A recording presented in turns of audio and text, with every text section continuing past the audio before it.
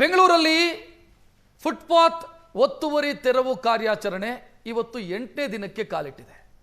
ಮೊದಲ ದಿನದಿಂದಲೂ ಕೂಡ ಈ ಕಾರ್ಯಾಚರಣೆಗೆ ಬೀದಿ ಬದಿ ವ್ಯಾಪಾರಿಗಳಿಂದ ವಿರೋಧ ವ್ಯಕ್ತವಾಗ್ತಾನೆ ಇದೆ.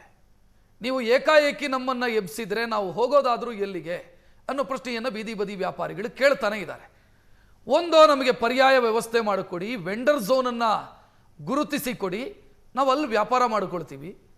ಏಕಾಏಕಿ ನಮ್ಮನ್ನು ಎಬ್ಬಿಸಿ ಕಳಿಸಿದರೆ ಬಡಪಾಯಿಗಳು ನಾವು ಹೊಟ್ಟೆಪಾಡಿಗೋಸ್ಕರ ವ್ಯಾಪಾರ ಮಾಡ್ತಾ ಇದ್ದೀವಿ, ನಾವು ಹೋಗೋದೆಲ್ಲಿಗೆ ಅನ್ನೋ ಪ್ರಶ್ನೆಯನ್ನು ವ್ಯಾಪಾರಿಗಳು ಕೇಳ್ತಾ ಇದ್ದಾರೆ. ಸರ್ಕಾರ ಹೇಳ್ತಾ ಇದೆ, ನಾವು ಸಂಪೂರ್ಣವಾಗಿ ಫುಟ್ಪಾತ್ನ ಒತ್ತುವರಿ ತೆರವು ಮಾಡ್ತಾ ಇಲ್ಲ, ಕೇವಲ ಮುಖ್ಯ ರಸ್ತೆಗಳಲ್ಲಾಗಿರುವಂಥ ಒತ್ತುವರಿಯನ್ನಷ್ಟೇ ತೆರವು ಮಾಡ್ತಾ ಇದ್ದೀವಿ. ಪರ್ಸೆಂಟೇಜ್ ವೈಸು ನೋಡಿದರೆ ಅದು 20%, ಉಳಿದ 80% ಫ್ರೀ ಇದೆ, ಅಲ್ಲಿ ವ್ಯಾಪಾರ ಮಾಡೋದಕ್ಕೆ ನಾವೇನು ಅಡ್ಡಿ ಮಾಡ್ತಾ ಇಲ್ಲ ಅಂತ ಸರ್ಕಾರ ಹೇಳ್ತಾ ಇದೆ. ಮತ್ತು ಸುಪ್ರೀಂ ಕೋರ್ಟ್ನ ನಿರ್ದೇಶನದ ಅನ್ವಯ ನಡೀತಾ ಇರುವಂಥ ಕಾರ್ಯಾಚರಣೆ ಇದು ಅಂತ. ಸೊ ಇವತ್ತು ಬೀದಿ ಬದಿ ವ್ಯಾಪಾರಿಗಳು ಪ್ರತಿಭಟನೆಗಿಳಿದಿದ್ದಾರೆ. 8ನೇ ದಿನಕ್ಕೆ ಆಪರೇಷನ್ ಫುಟ್ಪಾತ್ ಕಾಲಿಟ್ರೆ ಫ್ರೀಡಂ ಪಾರ್ಕ್ನಲ್ಲಿ ಬೀದಿ ಬದಿ ವ್ಯಾಪಾರಿಗಳು ಪ್ರತಿಭಟನೆಯನ್ನ ನಡೆಸ್ತಾ ಇದ್ದಾರೆ. ಸರ್ಕಾರದ ವಿರುದ್ಧ ಆಕ್ರೋಶ ವ್ಯಕ್ತಪಡಿಸ್ತಾ ಇದ್ದಾರೆ. ಬಡವರ ಹೊಟ್ಟೆಗೆ ಹೊಡೆದಿದೆ ಈ ಸರ್ಕಾರ ಅಂತ ಆಕ್ರೋಶ ವ್ಯಕ್ತಪಡಿಸ್ತಾ ಇದ್ದಾರೆ. ಫ್ರೀಡಂ ಪಾರ್ಕ್ ಅಲ್ಲಿ ಪ್ರತಿಭಟನೆ, ಬೀದಿ ಬದಿ ವ್ಯಾಪಾರಿಗಳ ಜಂಟಿ ಹೋರಾಟ ಸಮಿತಿ ಪ್ರತಿಭಟನೆಗೆ ಕರೆ ಕೊಟ್ಟಿದೆ. ಸುಮಾರು 5,000 ಬೀದಿ ಬದಿ ವ್ಯಾಪಾರಿಗಳು ಈ ಪ್ರತಿಭಟನೆಯಲ್ಲಿ ಭಾಗಿಯಾಗಿದ್ದಾರೆ. ಅವರು ಕೇಳ್ತಾ ಇರೋದಿಷ್ಟೇ, ಪರ್ಯಾಯ ವ್ಯವಸ್ಥೆ ಮಾಡಿಕೊಡಿ. ಸರ್ಕಾರ ಹೇಳುತ್ತೆ ಪರ್ಯಾಯ ವ್ಯವಸ್ಥೆ ಮಾಡಿದ್ರೆ ಹೋಗಲ್ಲ ಇವರಲ್ಲಿಗೆ, ಮುಖ್ಯ ರಸ್ತೆಯಲ್ಲೇ ವ್ಯಾಪಾರ ಮಾಡಬೇಕು ಅಂತ ಹಠ ಹಿಡಿದು ಕೂರ್ತಾರೆ. ಅದಕ್ಕೆ ಅವಕಾಶ ಕೊಡೋದಕ್ಕೆ ಸಾಧ್ಯ ಇಲ್ಲ. ಸುಪ್ರೀಂ ಕೋರ್ಟ್ನ ನಿರ್ದೇಶನ ಇದೆ, ಸಾರ್ವಜನಿಕರ ಆಕ್ರೋಶನವೂ ಇದೆ. ಫುಟ್ಪಾತ್ ಅನ್ನು ಒತ್ತುವರಿ ಮಾಡುವ ವಿಚಾರಕ್ಕೆ ಸಂಬಂಧಿಸಿ, ಫುಟ್ಪಾತ್ ಇರೋದು ಜನಸಾಮಾನ್ಯರ ಓಡಾಟಕ್ಕೆ, ವ್ಯಾಪಾರ ಮಾಡುವಂಥ ಜಾಗ ಫುಟ್ಪಾತ್ ಅಲ್ಲ. ಇದು ಬೀದಿ ಬದಿ ವ್ಯಾಪಾರಿಗಳ ವಿರುದ್ಧ ಮಾತ್ರ ಅಲ್ಲ ನಾವು ಕ್ರಮ ಕೈಗೊಳ್ತಾ ಇರೋದು. ಹೋಟೆಲ್ಗಳು ಫುಟ್ಪಾತ್ನ ಮೇಲೆ ತಮ್ಮ ವಸ್ತುಗಳನ್ನು ಇಟ್ಟಿದ್ರೆ ಅಥವಾ ಅವರ ಬೋರ್ಡ್ಗಳನ್ನು ಏನಾದರೂ ಇಟ್ಟಿದ್ರೆ ಅದನ್ನು ತೆರವು ಮಾಡಿದ್ದೀವಿ. ವಾಹನಗಳನ್ನು ನಿಲ್ಲಿಸಿದ್ರೆ ಅದನ್ನು ಟೋಯಿಂಗ್ ಮಾಡ್ತೀವಿ, ಯಾರನ್ನೂ ಬಿಡೋದಿಲ್ಲ. ನಗರದ ಸೌಂದರ್ಯ ಒಂದು, ಜನರಿಗೆ ಕೊಡಬೇಕಾಗಿರುವಂಥ ಮೂಲಸೌಕರ್ಯ ಅದು ಫುಟ್ಪಾತ್. ಕೋಟ್ಯಾಂತರ ರೂಪಾಯಿ ಖರ್ಚು ಮಾಡಿ ಫುಟ್ಪಾತ್ ನಿರ್ಮಾಣ ಮಾಡಿರೋದು ವ್ಯಾಪಾರ ಮಾಡೋದಕ್ಕಲ್ಲ, ವ್ಯಾಪಾರ ಮಾಡೋದಕ್ಕೆ ಬೇರೆ ಕಡೆ ಇದೆ.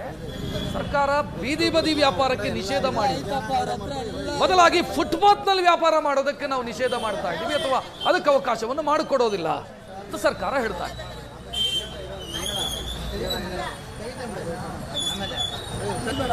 ಒಂದು ಟ್ರಾಫಿಕ್ ಜಾಮ್ ಆಗಿಲ್ಲ ಮೇಡಮ್, ಒಂದೇ ಒಂದು ಟ್ರಾಫಿಕ್ ಜಾಮ್ ಆಗಿಲ್ಲ. ಆಕ್ಸಿಡೆಂಟ್ ಬೇಡ, ಟ್ರಾಫಿಕ್ ಜಾಮ್ ಆಗಿಲ್ಲ. ಒಬ್ಬ ಪಾದಚಾರಿ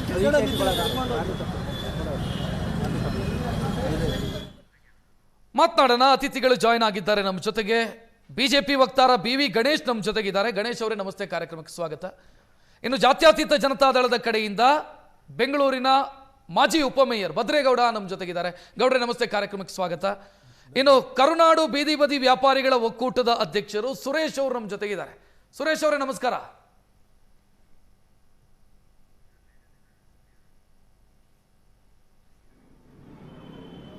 ಸುರೇಶ್ ಅವರೇ ನಮಸ್ಕಾರ. ಸರ್ ನಮಸ್ಕಾರ.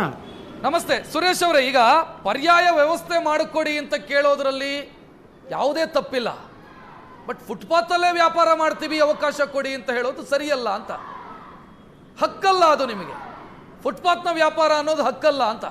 ಸರ್ ಪರ್ಯಾಯ ವ್ಯವಸ್ಥೆ ಖಂಡಿತವಾಗ್ಲೂ ಫುಟ್ಪಾತಲ್ಲಿ ಇವತ್ತಿಂದ ನಾವು ಯಾರು ವ್ಯಾಪಾರ ಮಾಡ್ತಾ ಇಲ್ಲ, ರಾಜಮಾಜರ ಕಾಲದಿಂದನೂ ವ್ಯಾಪಾರ ಮಾಡ್ತಾ ಇದ್ದೀವಿ. ಸಿಟಿ ಇಂಪ್ರೂವ್ ಆದಮೇಲೆ ನೀವು ಫುಟ್ಪಾತ್ ಮಾಡ್ತಾ ಇದ್ದೀರಾ, ಅದಕ್ಕೆ ಮುಂಚೆ ಫುಟ್ಪಾತ್ ಇರಲಿಲ್ಲ. ಈಗ ಫುಟ್ಪಾತ್ ಮಾಡ್ಕೊಂಡು ನಮ್ಮನ್ನು ಹೋಗಿ ಅಂದರೆ ಇಲ್ಲಿಗೆ ಹೋಗಬೇಕು, ನಮಗೆ ಜಾಗದ ವ್ಯವಸ್ಥೆ ಆಗಬೇಕು. ಅದನ್ನು ಫುಟ್ಪಾತ್ ಅಗಲ ಮಾಡಿ 4 ಅಡಿ ಓಡಾಡೋರು ಬಿಡಿ, ನಮಗೂ 4 ಅಡಿ ಕೊಡಿ, ನಾವು ಬದುಕ್ತೀವಿ. ಅದರಲ್ಲೇನು ಪ್ರಾಬ್ಲಮ್ ಇದೆ ಸರ್ಕಾರಕ್ಕೆ? ಸರ್ಕಾರ ಮಾಡ್ತಾ ಇರೋದು ನೀತಿ ತಪ್ಪಿದೆ. ಯಾಕೆ ಅಂದರೆ 2014 ಆ್ಯಕ್ಟ್ ಕಾನೂನು ಪ್ರಕಾರವಾಗಲಿ ಬೀದಿ ವ್ಯಾಪಾರಿಗಳಿಗೆ ವಲಸೆ ಹೋಗಿಸ್ಬಾರ್ದು, ಅವ್ರನ್ನ ತೆರವುಗೊಳಿಸ್ಬಾರ್ದು ಅಂತ ರೂಲ್ ಇದೆ. ಆ ರೂಲ್ನ ಬಿಟ್ಟು ಅವರು ಇಷ್ಟ ಬಂದಂಗೆ ಅವರು ತೆರವುಗೊಳಿಸ್ತಾ ಇರೋದು ಇವತ್ತು ತಪ್ಪು. ವೆಂಡಿಂಗ್ ಝೋನ್ ಮಾಡಬೇಕು, ಅದು ಪಟ್ಟಣ ವ್ಯಾಪಾರ ಸಮಿತಿಯಿಂದನೇ ಅದು ತೀರ್ಮಾನ ಆಗಬೇಕು, ಸರ್ಕಾರ ತೀರ್ಮಾನ ಮಾಡೋಕ್ಕೆ ಬರೋಲ್ಲ. ಆದರೆ ಯಾವುದೇ ಟೌನ್ ವೆಂಡಿಂಗ್ ಕಮಿಟಿ ಮೆಂಬರ್ ಇದರಿಂದ ಪರ್ಮಿಷನ್ ತೊಗೊಂಡು ಏನು ಮಾಡಿದ್ರೆ ಏಕಾಏಕಿ ತೆರವುಗೊಳಿಸ್ತಾರೆ, ತಪ್ಪು ಅಂತ ಖಂಡಿಸ್ತಾ ಇದ್ದೀವಿ ಸರ್. ಈಗ ಸುರೇಶ್ ಅವರೇ, ಸ್ಟ್ರೀಟ್ ವೆಂಡರ್ ಆಕ್ಟ್ 2014 ನಾನು ಓದಿದ್ದೀನಿ. ಫುಟ್ಪಾತಲ್ಲಿ ವ್ಯಾಪಾರ ಮಾಡೋದಕ್ಕೆ ಅವಕಾಶ ಕೊಡಿ ಅಂತ ಆ ಕಾಯ್ದೆ ಹೇಳಲ್ಲ. ಹಾಂ ಸರ್. ವೆಂಡರ್ ಝೋನ್ ಅನ್ನ ಗುರುತಿಸಿ ಅಂತ ಹೇಳುತ್ತೆ, ಫುಟ್ಪಾತಲ್ಲಿ ಅವಕಾಶ ಇಲ್ಲ.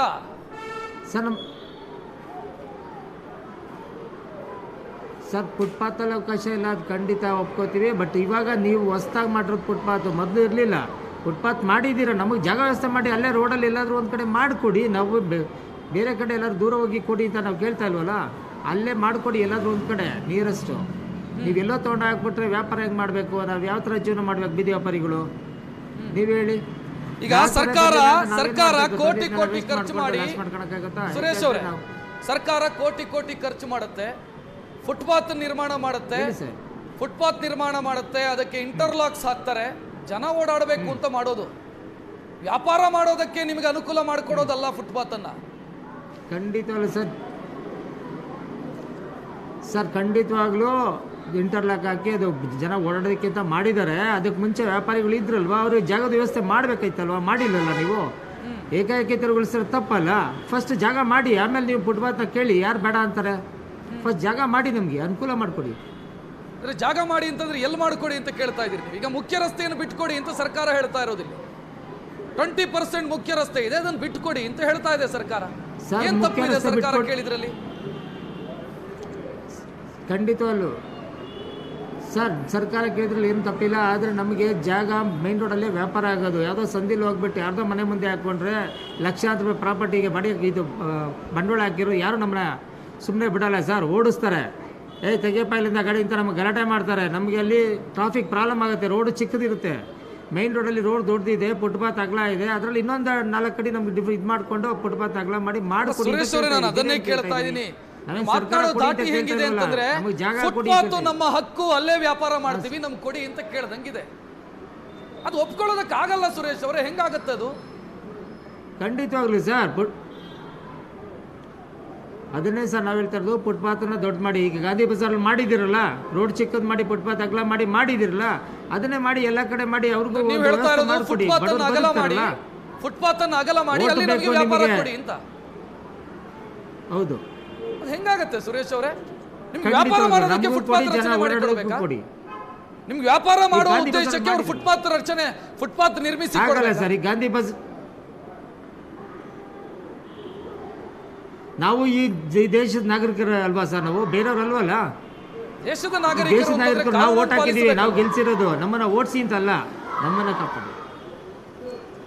ಖಂಡಿತ ಕಾನೂನು ನಾವು ಪಾಲಿಸ್ತಾ ಇದೀವಿ. 12 ವರ್ಷದಿಂದ ಏನ್ ಮಾಡ್ತಾ ಇದಾರೆ, ನಮ್ಮ ಕಾನೂನು ಎತ್ತಿಡಿದೆ. ನನಗೆ ಫುಟ್ಪಾತ್ ಅಲ್ಲಿ ಓಡಾಡುವಂತ ಹಕ್ಕಿದೆ. ಖಂಡಿತವಾಗ್ಲು ಹಾಗಂತ ನಾನು ಫುಟ್ಪಾತ್ ಅಲ್ಲಿ ವ್ಯಾಪಾರ ಮಾಡ್ತೀನಿ. ದೇಶದ ನಾಗರಿಕ ನಮಗೆ ಇವಾಗ 2014 ಹೌದು ಸರ್, ನಾವು ಫುಟ್ಪಾತಲ್ಲೇ ವ್ಯಾಪಾರ ಮಾಡ್ತೀವಿ. ನಮಗೇನು ಕೆಲಸ ಕೊಡುತ್ತಾ ಗೌರ್ಮೆಂಟು? ಕೊಡ್ತಾ ಇಲ್ವಲ್ಲ ಕೆಲಸ ಯಾರಿಗೂ. ಎಜುಕೇಷನ್ ಡಿಪಾರ್ಟ್ಮೆಂಟಲ್ಲಿ ನೆಟ್ಟಿಗೆ ಅವ್ರಿಗೆ ಓದಿ ಬಂದವ್ರಿಗೆ 50% ಯಾರಿಗೂ ಕೆಲಸನೇ ಕೊಡಲ್ಲ. ಅವರೆಲ್ಲ ಎಲ್ಲಿ ಹೋಗ್ತಾ ಇದ್ದಾರೆ? ಎಲ್ಲ ಫುಟ್ಪಾತ್ಗೆ ಬರ್ತಾ ಇದ್ದಾರೆ. ಕೆಲಸ ಕ್ರಿಯೇಟ್ ಮಾಡಿ ಸರ್ಕಾರದಿಂದ. ಯಾರು ಬರ್ತಾರೆ ಫುಟ್ಪಾತ್ಗೆ? ಯಾವಾಗ ಕಡಿಮೆ ಆಗ್ತಾರೆ ಬೀದಿ ವ್ಯಾಪಾರಿಗಳು. ನೀವು ಅದನ್ನು ಮಾಡ್ತಾ ಇಲ್ವಲ್ಲ, ಯಾರಿಗೂ ಕೆಲಸ ಕೊಡ್ತಾ ಇಲ್ಲ, ಎಲ್ಲರನ್ನೂ ಬೀದಿಗೆ ಆಗ್ತಾ ಇದ್ರೆ ಬರ್ತಾ ಇದ್ದಾರೆ ಅವರು. ಅಲ್ಲೇನು ತಪ್ಪಿದೆ? ಸರ್ಕಾರದೇ ತಪ್ಪಲ್ಲ ಇದು? ಅಂದರೆ ಫುಟ್ಪಾತ್ ವ್ಯಾಪಾರಿಗಳಿಗೆ ಕೆಲಸ ಕೊಡಬೇಕು ಸರ್ಕಾರ ಅಂತ ಹೇಳೋದ ನೀವು? ಸರ್, ಸರ್ಕಾರದ ಕೆಲಸಕ್ಕೂ ಫುಟ್ಪಾತ್ ವ್ಯಾಪಾರಕ್ಕೆ ಸರ್ಕಾರ ಕೆಲಸ ಕೊಟ್ಟು ನಾವ್ಯಾಕೆ ಫುಟ್ಪಾತ್ ಬರ್ತೀವಿ? ನಮ್ಗೆ ಕೆಲಸ ಕೊಡಲ್ಲ ಸುರೇಶ್ ಅವರೇ. ವ್ಯವಸ್ಥೆ ಇದೆ, ಕಂಡುಕೊಂಡಿದ್ದೀವಿ ನಾವು. ಸರ್ಕಾರದ ಕೆಲಸಕ್ಕೆ ನೀವು ಅಪ್ಲೈ ಮಾಡಬೇಕು, ಅದಕ್ಕೆ ಬೇಕಾದಂತ ವಿದ್ಯಾರ್ಹತೆ ವ್ಯವಸ್ಥೆ ಇದೆ, ಅಪ್ಲೈ ಮಾಡಬೇಕು, ಎಕ್ಸಾಮ್ ಬರೀಬೇಕು, ಪಾಸ್ ಆಗಬೇಕು, ಅದರದೇ ಆದಂತ ವ್ಯವಸ್ಥೆ ಇದೆ. ನಾನು ಫುಟ್ಪಾತ್ ಅಲ್ಲಿ ಇದ್ದೀನಿ, ನನಗೆ ಕೆಲಸ ಕೊಡಿ ಅಂತ ಹೆಂಗ್ ಕೇಳೋದಕ್ಕಾಗುತ್ತೆ ಸರ್? ಖಂಡಿತವಾಗ್ಲು ಸರ್, ಎಕ್ಸಾಮ್ ಬರೆದು 100 ಜನ ಅವ್ರು ಪಾಸಾಗಿ ಬಂದರೆ ಅದರಲ್ಲಿ ಒಬ್ಬರಿಗೆ ಇಂಟ್ರ್ಯೂ ಮಾಡಿ ಒಬ್ರಿಗೆ ಸಿಗುತ್ತೆ. 100 ಜನಕ್ಕೆ ಇಂಟ್ರ್ಯೂ ಕರೆದು ಒಬ್ರಿಗೆ ಕೊಡ್ತಾರೆ. 99 ಜನ ಎಲ್ಲಿ ಹೋಗ್ತಾರೆ ಸರ್? ಕಾರ್ ಡ್ರೈವರ್ ಆಗ್ತಾರೆ, ಆಟೋ ಡ್ರೈವರ್ ಆಗ್ತಾರೆ, ಕೆಲವರು ಬೀದಿಗೆ ಬರ್ತಾರೆ. ಎಲ್ಲಿ ಹೋಗ್ತಿದ್ರೆ? ಯಾಕೆ ಸರ್ಕಾರ ಕೆಲಸ ಕೊಡ್ತಾ ಇಲ್ಲ? ಎಲ್ಲ ಕಡೆ ಕೆಲಸ ಖಾಲಿ ಇದೆ, ಕೊಟ್ಟು ಎಲ್ಲರನ್ನೂ ಶಿಫ್ಟ್ ಮಾಡಲಿ. ಓದಿರೋರನ್ನ, ಓದ್ದೇ ಇರೋರಿಗೆ ವೆಂಡಿಂಗ್ ಝೋನ್ ಮಾಡಿಕೊಡ್ಲಿ. ಯಾರು ಬೇಡ ಅಂದವ್ರವ್ರಿಗೆ? ಬೀದಿ ವ್ಯಾಪಾರಿಗಳು ಕಡಿಮೆ ಆಗ್ತಾರಲ್ಲ. ಮೇಯ್ನ್ ಏನಾಗಿದೆ ಅಂದರೆ ಸರ್ಕಾರ ಜನಗಳಿಗೆ ಬಗ್ಗೆ ಚಿಂತೆ ಇಲ್ಲ. ಅವ್ರದ್ದಾದ ದಾಟಿಲಿ ಅವ್ರು ಏನೋ ಮಾಡ್ಕೊಂಡು ಹೋಗ್ತಾ ಇದ್ದಾರೆ, ಆರಾಮಾಗಿ ಸೀಟಲ್ಲಿ ಕೂತಿದ್ದೀವಿ ಅಂತ ಅವ್ರು ಇಷ್ಟ ಬಂದಂಗೆ. ಬೆಂಗಳೂರಿನ ಇಷ್ಟ ಬಂದಂಗೆ ಮಾಡೋದಕ್ಕೆ ಮುಂಚೆ ಜನಗಳಿಗೆ ನಾಗರಿಕರಿಗೆ ಏನು ಬೇಕೋ ಅದನ್ನು ಮಾಡಲಿ ಫಸ್ಟು. ನಾವು ನಾಗರಿಕ ತಾನೆ, ನಾವೇನು ಬೇರೆಯವ್ರು ಅಲ್ವಲ್ಲ. ನಾವು ಪಾಕಿಸ್ತಾನದಿಂದ ಏನೇನು ಬಂದಿಲ್ವಲ್ಲ, ನಾವು ಇಲ್ಲಿಂದಾನೇ ಬಂದಿರೋದು, ಇಲ್ಲೇ ಹುಟ್ಟಿರೋದು, ಇಲ್ಲೇ ಬೆಳೆದಿರೋದು. ಸುರೇಶ್ ಅವರೇ ಮಾತಾಡೋಣ. ನನ್ನ ಜೊತೆಗೆ ಕಾಂಗ್ರೆಸ್ ವಕ್ತಾರರು ರಘು ದೊಡ್ಡೇರಿ ಅವರು ಕೂಡ ಜಾಯ್ನ್ ಆದ್ರು. ನಾನು ಅವರನ್ನ ಇನ್ಕ್ಲೂಡ್ ಮಾಡ್ತೀನಿ. ರಘು ಅವರೇ ನಮಸ್ಕಾರ. ನಾವು ಬೀದಿ ಬದಿ ವ್ಯಾಪಾರಿಗಳನ್ನ ಮಾತನಾಡಿಸಿದಾಗ ಒಂದು ವಿಚಾರ ಹೇಳ್ತಾರೆ ಅವರು, ನಾವು ಸರ್ಕಾರಕ್ಕೆ ಸಹಕರಿಸೋದಕ್ಕೆ ರೆಡಿ ಇದೀವಿ, ಬಟ್ ನಮ್ಗೆ ಪರ್ಯಾಯ ವ್ಯವಸ್ಥೆ ಮಾಡಿಕೊಡಿ ಅಂತ. 2014 ಸ್ಟ್ರೀಟ್ ವೆಂಡರ್ಸ್ ಆಕ್ಟ್ ಏನಿದೆ ಅದನ್ನು ತಂದವರೇ ನೀವು, ಕಾಂಗ್ರೆಸ್ಸೇ ತಂದಿರೋದು. ಅದನ್ನ ಕ್ಲಿಯರ್ ಆಗಿ ಹೇಳುತ್ತೆ, ಅದರಲ್ಲಿ ಪರ್ಯಾಯ ವ್ಯವಸ್ಥೆ ಮಾಡಿಕೊಡ್ಬೇಕು ವ್ಯಾಪಾರಿಗಳಿಗೆ, ವೆಂಡರ್ ಝೋನ್ ಅನ್ನು ಗುರುತಿಸಬೇಕು ಅಂತ. ಅದು ಮಾಡಿಲ್ಲ, ಏಕಾಏಕಿ ಅವರನ್ನ ಎಬ್ಬಿಸಿ ಕಳಿಸ್ತಾ ಇದ್ದೀರಿ. ಸರಿ ಅಂತ ಅನ್ಸುತ್ತಾ ನಿಮಗೆ ಇದು? ನೋಡಿ, ನಾವು ಎರಡು ವಿಚಾರವನ್ನ ಮಾನ್ಯ ಮಂತ್ರಿಗಳು ಹೇಳಿದ್ದಾರೆ. ಒಂದು, ಜೀವನ ಮುಖ್ಯ, ಜೀವನನು ಮುಖ್ಯ ಅಂತ ಹೇಳಿ. ಹೇಗೆ ನಮ್ಮ ಬೀದಿ ಬದಿ ವ್ಯಾಪಾರಿಗಳ ಜೀವನ ಮುಖ್ಯನೋ ಅದೇ ಪೆಡೆಸ್ಟ್ರಿಯನ್ ಅವರ ಜೀವನೂ ಅಷ್ಟೇ ಮುಖ್ಯ. ಆಲ್ರೆಡಿ ಮಂತ್ರಿಗಳು ಹೇಳಿದಾಗೆ ಸರಿಸುಮಾರು ಪ್ರತಿ ವರ್ಷ 300ರಿಂದ 350 ಜನರು ಪೆಡೆಸ್ಟ್ರಿಯನ್ಗಳು ಸಾವನ್ನಪ್ತಾ ಇದ್ದಾರೆ. ಆಕ್ಸಿಡೆಂಟ್ಗಳು ಇನ್ನೂ ಜಾಸ್ತಿ ಆಗ್ತಾ ಇದೆ. ಆದ್ರೆ ಸಾವೇನೆ 300ರಿಂದ 350 ಸಾವುಗಳು ಸಂಭವಿಸ್ತಾ ಇದ್ದಾವೆ. ಅದು ಏನು ಎಂಟೈರ್ ಪೆಡೆಸ್ಟ್ರಿಯನ್ ಪಾತನ ಅಂದ್ರೆ ಫುಟ್ಪಾತ್ನ ಪಾದಚಾರಿ ಮಾರ್ಗವನ್ನ ಏನು ಬಿಸ್ನೆಸ್ ಅವರು ಅಕ್ವೈರ್ ಮಾಡ್ಕೊಳ್ಳೋದ್ರಿಂದ ಪಾದಚಾರಿಗಳಿಗೆ ಜಾಗ ಇಲ್ದಿರ ಆಗ್ತಾ ಇರ್ತಕ್ಕಂಥ ಆಕ್ಸಿಡೆಂಟ್ ಸೈಂಟಿಫಿಕ್ ಆಗಿ ಪೊಲೀಸ್ ಇಲಾಖೆ ಕೊಟ್ಟಿರ್ತಕ್ಕಂಥ ವರದಿ ಪ್ರಕಾರ. ಸೊ ನಾವು ಮನವಿ ಮಾಡ್ತಾ ಇರ್ತಕ್ಕಂಥದ್ದು ಏನು ಅಂತಂದ್ರೆ, ಇಲ್ಲಿ ಫುಟ್ಪಾತ್ ಮಾಡಿದಾಗ ನಾವು ಯಾರನ್ನು ವೆಂಡರ್ ಐಡೆಂಟಿಫೈ ಮಾಡಿ ಕೊಟ್ಟಿರ್ತಕ್ಕಂಥದ್ದಲ್ಲ. ಅಂದ್ರೆ ಅವರ ಜೀವನಕ್ಕೇನು ಇನಿಷಿಯಲ್ ಆಗಿ ಏನು ಕೆಂಪೇಗೌಡರ ಕಾಲದಲ್ಲೂ ಕೂಡ ಇದಿತ್ತು. ಅಂದ್ರೆ ಫುಟ್ಪಾತ್ ವ್ಯಾಪಾರ ಈಗಲ ಶುರುವಾಗಿರ್ತಕ್ಕಂಥದ್ದು, ಶತಮಾನಗಳಿಂದ ಇರ್ತಕ್ಕಂಥದ್ದು. ಅವ್ರು ಬಂದು ವ್ಯಾಪಾರವನ್ನ ಮಾಡ್ತಾ ಇದ್ರು. ಆದ್ರೆ ಏನಾಗ್ತದೆ, ಕಾಲ ಇಂಪ್ರೂವ್ ಆದಾಗೆ, ಜನಸಂಖ್ಯೆ ಜಾಸ್ತಿ ಆದಾಗೆ, ಜನರ ಏನು ಅನಾನುಕೂಲತೆ ಜಾಸ್ತಿ ಆದಾಗ ಈ ರೀತಿಯಾದಂತ ಕೆಲವು ನಿರ್ಧಾರವನ್ನ ಸರ್ಕಾರ ತೆಗೆದುಕೊಂಡಿದೆ. ನಾವು ಮನವಿ ಮಾಡಿರ್ತಕ್ಕಂಥದ್ದೇನು, ದಯವಿಟ್ಟು ತಾವು ಇಲ್ಲಿ ನಾವು ಮೇನ್ ರೋಡ್ ಅಲ್ಲಿ ನಾವು ಐಡೆಂಟಿಫೈ ಮಾಡಿ ನಿಮಗೆ ಕೊಟ್ಟಿಲ್ಲ. ಅದೇ ರೀತಿ ಇಂದಿನ ಏನು ಇಂಟೀರಿಯರ್ ರೋಡ್ಗಳಿದೆ, ಇಂಟೀರಿಯರ್ ರೋಡ್ ಅಲ್ಲಿ ನಾವು ಆಲ್ರೆಡಿ ಏನು ಗುಡ್ ಇನ್ಫ್ರಾಸ್ಟ್ರಕ್ಚರ್ ಮಾಡಿದ್ದೇವೆ, ಟೆಂಡರ್ ಶೂರ್ ರಸ್ತೆಗಳನ್ನ ಮಾಡಿದ್ದೇವೆ, ಉತ್ತಮವಾದಂತಹ ಫುಟ್ಪಾತ್ ಗಳನ್ನ ಆಲ್ರೆಡಿ ನಿರ್ಮಾಣ ಮಾಡಿದ್ದೇವೆ. ದಯವಿಟ್ಟು ತಾವು ಸಹಕಾರ ಕೊಟ್ಟು ಅಲ್ಲಿಗೆ ಶಿಫ್ಟ್ ಆಗಿ 80% ರಸ್ತೆಗಳನ್ನ ನಿಮಗೋಸ್ಕರ ಬಿಟ್ಕೊಟ್ಟಿದ್ದೇವೆ. ಸರಿ, ಫುಟ್ಪಾತ್ಗೆ ಶಿಫ್ಟ್ ಆಗಿ ಅಂತ ಹೇಳೋದಾ ನೀವು? ಹೌದು, ಒಳ ರಸ್ತೆಯಲ್ಲಿ ಓಡಾಡೋರು ಅಲ್ಲೂ ಕೂಡ ಜನ ಓಡಾಡಬೇಕು ತಾನೆ ಫುಟ್ಪಾತ್? ಇಲ್ಲ, ಒಳ ರಸ್ತೆನಲ್ಲಿ, ಮೈನ್ ರಸ್ತೆಯಲ್ಲಿ ಮಾತ್ರ ಜನ ಓಡಾಡೋದಾ ಫುಟ್ಪಾತ್ ಅಲ್ಲಿ? ಹೌದು, 90% ಯಾವಾಗ್ಲೂ ಒಳ ರಸ್ತೆಗಳಲ್ಲಿ ಓಡಾಡೋದಿಲ್ಲ.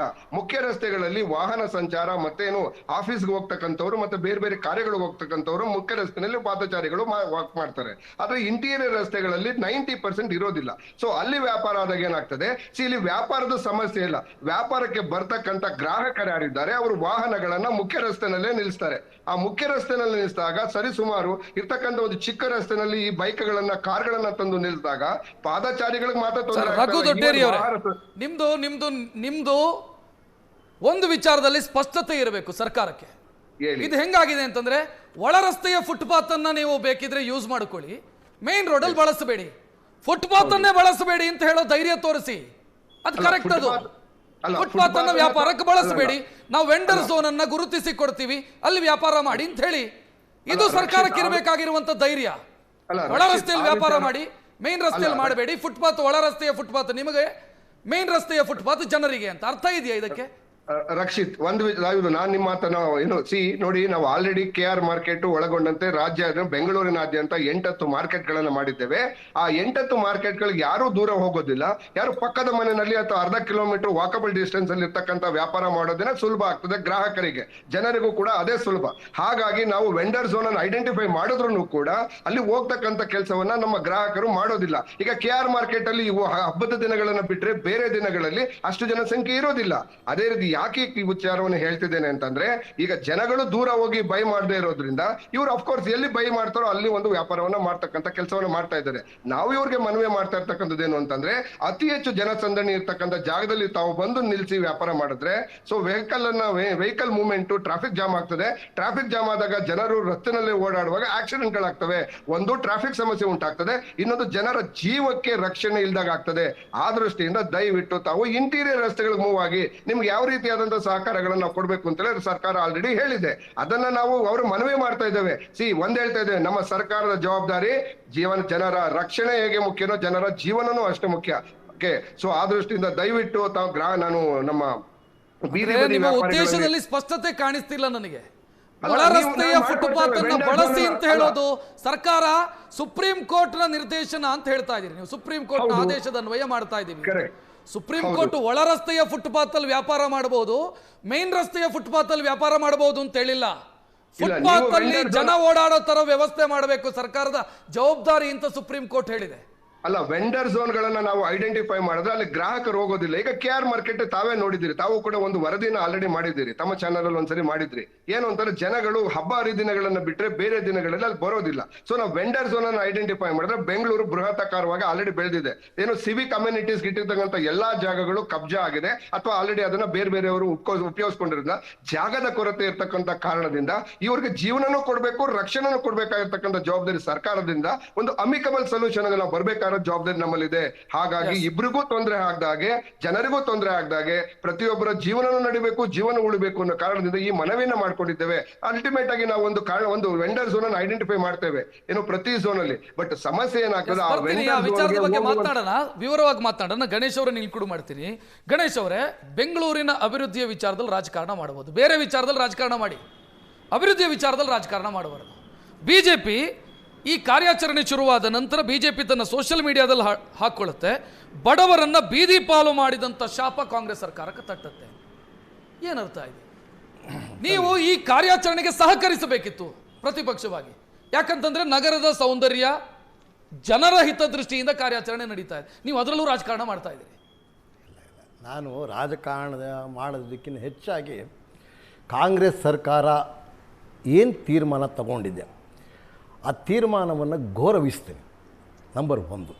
ಎರಡನೇದಾಗಿ, ಈ ರೀತಿಯಾದ ಸುಪ್ರೀಂ ಕೋರ್ಟ್ ಆದೇಶಗಳು ಇವತ್ತು ಮಾತ್ರ ಬಂದಿಲ್ಲ, ನಿಮಗೂ ಸಾಕಷ್ಟು ಅನುಭವ ಇದೆ, ಹಿಂದೆನೂ ಬರ್ತಿತ್ತು, ಇದು ರಿಪೀಟೆಡ್ ಆಗಿದೆ. ಆದರೆ ನಮ್ಮಲ್ಲಿ BBMP ಕಾಯ್ದೆ ಒಂದಿದೆ, ಸ್ಟ್ರೀಟ್ ವೆಂಡರ್ಸ್ ಝೋನ್ ಅಂತ ಮಾಡಿ, ಅವರು ನಮ್ಮ ಬದುಕಿರುವ ಒಂದು ಅವಿಭಾಜ್ಯ ಅಂಗ. ಹಾಗಂತೇಳಿ ಪಾದಚಾರಿಗಳನ್ನು ನೆಗ್ಲೆಕ್ಟ್ ಮಾಡಬೇಡಿ, ಅವರ ಬದುಕೂ ಮುಖ್ಯ, ಇವರ ಭವಿಷ್ಯನೂ ಮುಖ್ಯ. ನಾನು ಒಂದು ಮಾತು ಹೇಳ್ತೀನಿ, ಎಲ್ಲಿ ಮೊದಲಿಂದ ನಡೀತಿತ್ತು ಇವತ್ತು ನಗರಾಭಿವೃದ್ಧಿ ಸಚಿವರಾಗಿರ್ತಕ್ಕಂಥವ್ರು ಬೆಂಗಳೂರಿನ ಶಾಸಕರು, ಸಾಕಷ್ಟು ಅನುಭವ ಇದೆ, ಅವ್ರಿಗೆ ಎಲ್ಲೆಲ್ಲೇನೇನು ನಡೀತಿತ್ತು ಗೊತ್ತು. ಕೇವಲ ಈ 35 ದಿವಸಗಳಲ್ಲಿ ತೆಗೆದುಕೊಂಡಂಥ ತೀರ್ಮಾನ ಸಾಮರಸ್ಯದಿಂದ ಬಗೆಹರಿಸಬೇಕಾದದ್ದಂಥದ್ದನ್ನು ಸಂಘರ್ಷಕ್ಕೆ ತಗೊಂಡೋದು. ಅವ್ರಿಗೆ ಹೇಳ್ಬೋದಾಗಿತ್ತು, ನೋಡಪ್ಪ ಸುಪ್ರೀಂ ಕೋರ್ಟ್ ಆದೇಶ ಇದೆ, ನಾವು 10 ದಿವಸ ಟೈಮ್ ಕೊಡ್ತೀವಿ, ನೀವು ಬೀದಿ ಬದಿ ವ್ಯಾಪಾರಿಗಳು 30ರ ತನಕ ಟೈಮ್ ಕೊಟ್ಟಿದ್ದಾರೆ. ಗಣೇಶ್ ಅವರೇ, ಸರ್ ನಾನು ಹೇಳ್ತೀನಿ, 30ರ ತಾರೀಕು ತನಕ ಟೈಮ್ ಕೊಟ್ಟಿದ್ದಾರೆ. ಇವರು ಜುಲೈಯಿಂದ ಬಂದಿದ್ದು ಕಾರ್ಯಾಚರಣೆ ಶುರು ಮಾಡಿರೋದು. ಒಂದು ನಿಮಿಷ 31ನೇ ತಾರೀಕು ಕೊಟ್ಟಿದ್ರೆ ಸಂತೋಷ. ಕೊಟ್ಟಿದ್ದಾರೆ ಟೈಮ್. ಸರ್ ಹೇಳ್ತೀನಿ ಕೇಳಿ ಸರ್, ಅವ್ರಿಗೆ ಹೇಳ್ಬೋದಾಗಿತ್ತು, ಅವ್ರು ತಗೊಂಡೋಗಿ ಇಲ್ಲದೆ ಇರತಕ್ಕಂಥ ವ್ಯಾಪಾರಸ್ಥರ ಸಾಮಾನು ಸೀಸ್ ಮಾಡಿರೋದ್ರಲ್ಲಿ ನಂದೇನು ಅಭ್ಯಂತರ ಇಲ್ಲ.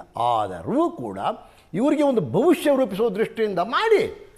ಫುಟ್ಪಾತ್ ಆಗಲ್ಲ, ಇವಾಗ ಅವ್ರು ಹೇಳಿದ್ರು ಗಾಂಧಿ ಬಜಾರಲ್ಲಿ ಅದಕ್ಕೋಸ್ಕರ ನೀವು ಕೇಳಿದ್ರಿ, ನಿಮ್ಮ ವ್ಯಾಪಾರಕ್ಕೋಸ್ಕರ ಫುಟ್ಪಾತ್ ದೊಡ್ಡದು ಮಾಡಬೇಕನ್ರಿ ಅಂತ ಕೇಳಿದ್ರಿ. ನೋ, ನಗರದ ಸೌಂದರ್ಯದ ದೃಷ್ಟಿಯಲ್ಲಿ ಫುಟ್ಪಾತ್ ದೊಡ್ಡದು ಮಾಡೋದು, ಫುಟ್ಪಾತ್ಗೆ ಅಂದ ಕೊಡೋದು, ಅಲಂಕಾರ ಕೊಡೋದು ಒಂದು ರಾಜ್ಯ ಸರ್ಕಾರ, ಒಂದು BJP ಇರಲಿ, JDS ಇರಲಿ, ಕಾಂಗ್ರೆಸ್ ಇರಲಿ. ಸರ್ ಯಾವುದೋ ಒಂದು ವಿಷಯಕ್ಕೆ, ಒಂದು ಹಣ್ಣು ಕೆಟ್ಟೋಗಿದೆ ಅಂತ ಮಾತ್ರಕ್ಕೆ ಲಾಟಲ್ಲೇ ಕೆಟ್ಟೋಗಿದೆ ಅಂತ ಭಾವಿಸಬೇಡಿ. Don't think like that. ಇದೇ ಸೋಷಿಯಲ್ ಮೀಡಿಯಾದಲ್ಲಿ ಇವತ್ತು ನಾನು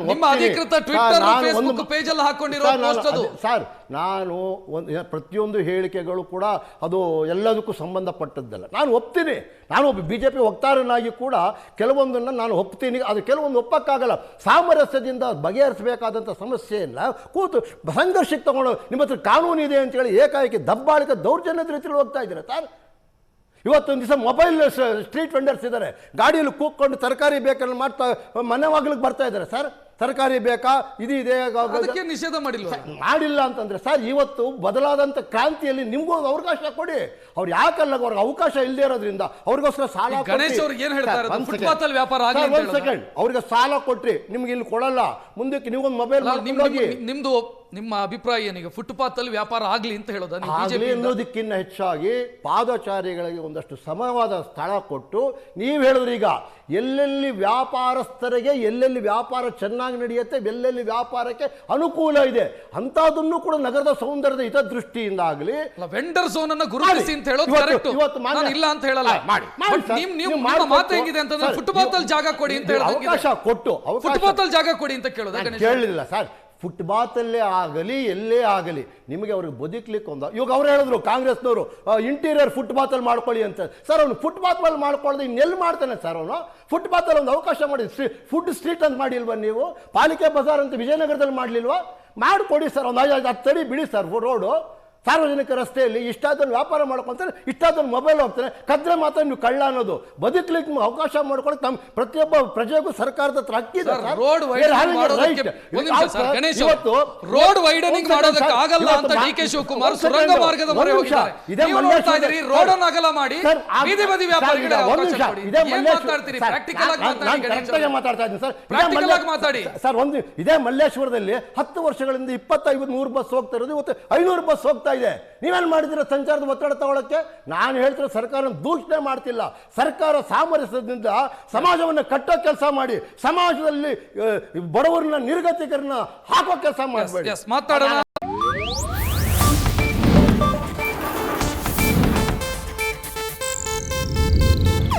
ಇದು ಏಷ್ಯಾನೆಟ್ ನ್ಯೂಸ್ ನೆಟ್ವರ್ಕ್ ಪ್ರಸ್ತುತಿ.